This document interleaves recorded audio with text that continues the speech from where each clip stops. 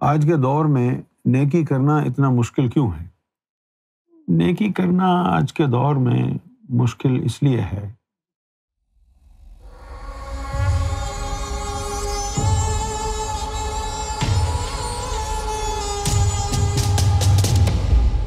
جیسے کہ ہم کرکٹ کھیلتے ہیں تو کرکٹ کے لیے سمر کا ویدر جو ہے زیادہ سوٹ کرتا ہے، یعنی 27 ڈگریز ہو، 28 ڈگریز ہو، یہ بڑا کمفرٹیبل آدمی ہوتا ہے اس میں۔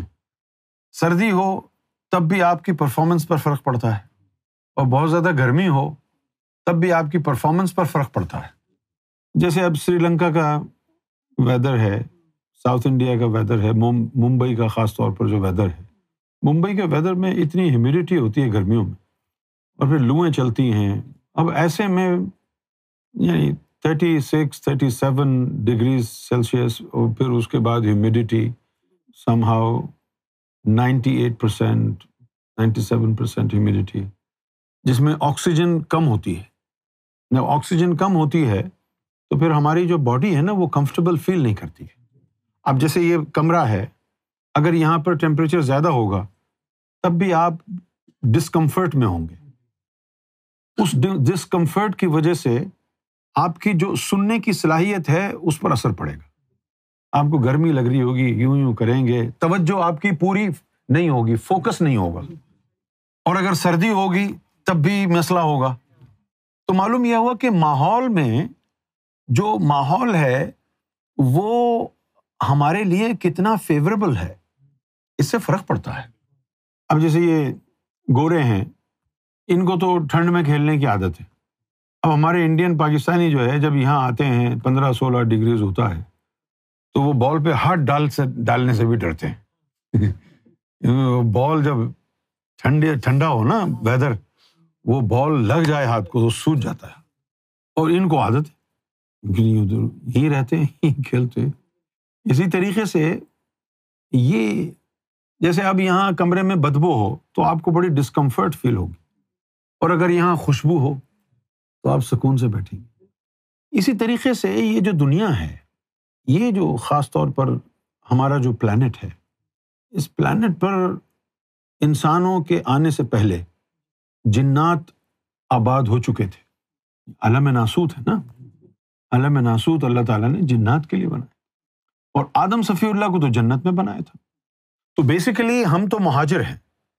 آدم علیہ السلام کو جنت سے نکالا تھا نا، وہ تو جنت میں رہتے تھے، ہم کو وہاں سے نکالا، آدم علیہ السلام کو، یعنی ہمارے باپ کو نکالا، وہ نیچے آئے۔ تو اب ہمارے لیے یہاں کا جو ایٹماسفیئر ہے وہ فیوریبل نہیں ہے۔ جنات جو ہیں ہر 3 مہینے بعد ان کے ہاں بچے پیدا ہوتے ہیں۔ انسانوں کے ہاں بچے ہوتے ہیں 9 مہینے کے بعد۔ انسانوں کے ہاں بچے نارملی ہوتے ہیں 1 یا 2، کوئی اکا دکا واقعہ ہوتا ہے جہاں پر 3 4 اور 5 بھی ہو جاتے ہیں، لیکن وہ کامن نہیں ہے۔ زیادہ تر جو ہمارے یہاں انسانوں کے بچے ہوتے ہیں وہ زیادہ تر تو 1 ہی ہوتا ہے، کبھی کبھی 2 بھی ہو جاتے ہیں، ٹوین۔ تو پھر ہمارے یہاں 9 مہینے میں 1 بچہ یا 2 لگا لو، اور جنات کے یہاں پر ایک وقت میں ہر 3 مہینے میں 80 بچے پیدا ہوتے ہیں، 80۔ تو ہمارے یہاں 9 مہینے میں 1 بچہ ہوا، ان کے یہاں 9 مہینے میں 240 بچے ہوئے۔ سمجھ میں آ گئی بات؟ ایک آدمی سے بدبو آ رہی ہے، باقی سب سے خوشبو آ رہی ہے، تو وہ ایک آدمی کی بدبو جو ہے ماحول کو خراب نہیں کر پائے گی۔ اور اگر ایک آدمی سے خوشبو آ رہی ہے، باقی سب سے بدبو آ رہی ہے، تو اس کی خوشبو بیکار گئی۔ جنات کو اللہ تعالیٰ نے نار سے بنایا، آگ سے، تو ان کی پریزنس کی وجہ سے ماحول میں، ایٹماسفیئر میں نار ہے۔ آدم صفی اللہ کے دور میں جتنی جنات کی تعداد تھی، اس کے حساب سے اس ماحول پر نار کا قبضہ تھا، لیکن آہستہ آہستہ جنات کی تعداد بڑھتی گئی، انسانوں کے گناہ بھی بڑھتے گئے، اور ماحول میں نار کا ریشو بھی بڑھتا گیا۔ تو پچھلے زمانوں میں نیکی کا کام کرنا آسان تھا۔ کیوں آسان تھا؟ کہ ریزسٹنس کم تھی۔ جب وقت گزرتا گیا، جنات کی تعداد بڑھتی گئی، نار کا ریشو بڑھتا گیا، اب اتنا ہی آپ کے لیے نیکی کا وہ کام کرنا مشکل ہوتا گیا۔ آج حال یہ ہے کہ نار کا تناسب فضا میں اوور 100 ہے. تو آدم صفی اللہ کے دور میں جس انسان نے 1000 نیکی کی تھی، تو آج کے دور میں کوئی بندہ 1 نیکی کر لے تو اس کے برابر ہوگا. کیونکہ آج کے دور میں پہلے اس 100% نار کے ریشو کو فائٹ آف کرنا ہے، پھر نیکی آپ سے ہوگی. اب اس نار کے تناسب سے، نار کے ریشو سے باہر آنے کا بھی ایک طریقہ ہے. اب تم نے اس نار کے سسٹم سے آؤٹ ہونا ہے تو اس کا ایک طریقہ روحانیت میں ہے. وہ کیا ہے؟ کہ تم اپنے دل کو، اپنی روحوں کو اللہ کے نور سے، اللہ کے نام سے منور کر لو، تو پھر تمہارے قلب سے، تمہارے جسم سے نور نکلے گا، ایک دائرہ تمہارے ارد گرد نور کا بن جائے گا، اور وہ جو نار کی ریزسٹنس ہے وہ تمہیں محسوس ہی نہیں ہوگی. لہٰذا کوئی نیکی کا کام کرنا تمہارے لیے بغیر ریزسٹنس کے ہوگا، آسان ہوگا.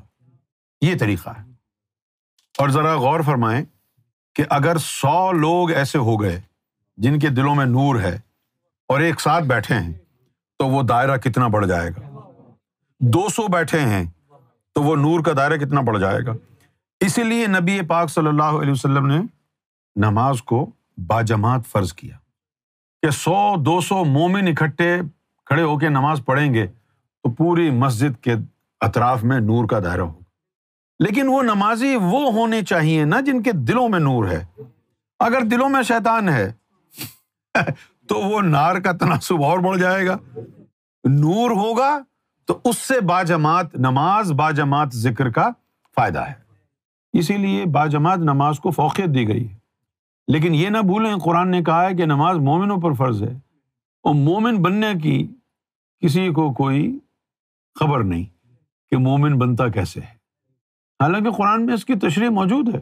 سورہ حجرات میں ہے، اعرابیوں نے کہا کہ ہم مومن، قالت الاعراب آمنا، اعرابیوں نے کہا کہ ہم مومن ہیں.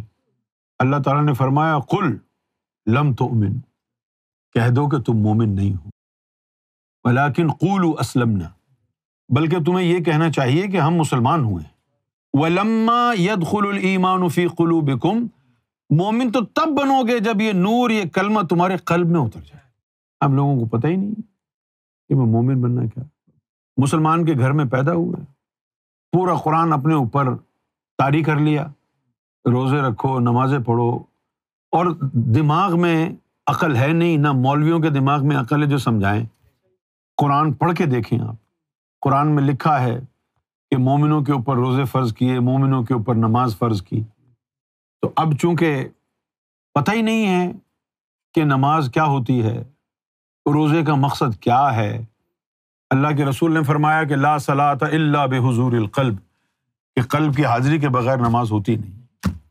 یہی وجہ ہے کہ وہ لوگ، مذہبی لوگ جو 5 وقت کی روزانہ نماز پڑھتے ہیں، داڑیاں رکھی ہوئی ہیں، امامہ شریف باندھا ہوا ہے، لیکن نماز کے باوجود چوری چکاری، دھاندلی، فراڈ، اس کا مال مارا، اس کا مال مارا، اس پر بہتان لگایا، اس کی عزت اچھالی.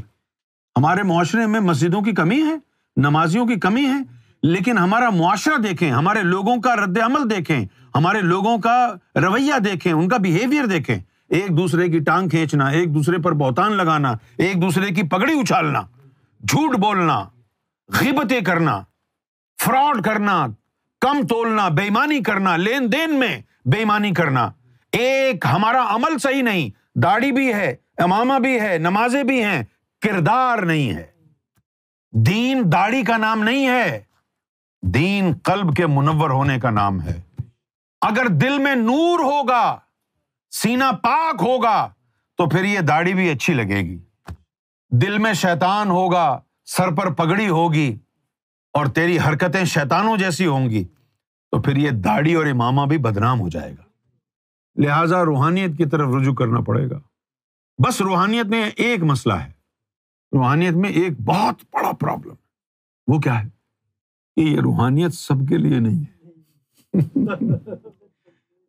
جس کو اللہ چاہتا ہے وہی اس کے اندر داخل ہو سکتا ہے. سب کے لیے یہ نہیں ہے، سب کے لیے نہیں ہے. یہ قرآن شریف نے کہا یہدی اللہ لنورہ من یشاء، کہ نور سے اللہ تعالیٰ اگر ہدایت دے گا تو جس کو چاہے گا اس کو ہدایت دے گا خود بخود. آپ خود بخود. اب ذکر تو سبھی لیتے ہیں نا, چلتا کس کا ہے؟ جس کو اللہ چاہتا ہے, اللہ کی طرف سے منظوری جس کی ہوتی ہے اس کا. ورنہ تو سبھی خواجہ غریب نواز بن جائیں اگر روحانیت سب کے لیے ہو. سبھی داتا علی حجویری بن جاتے. سب کے لیے تھوڑی ہے روحانیت.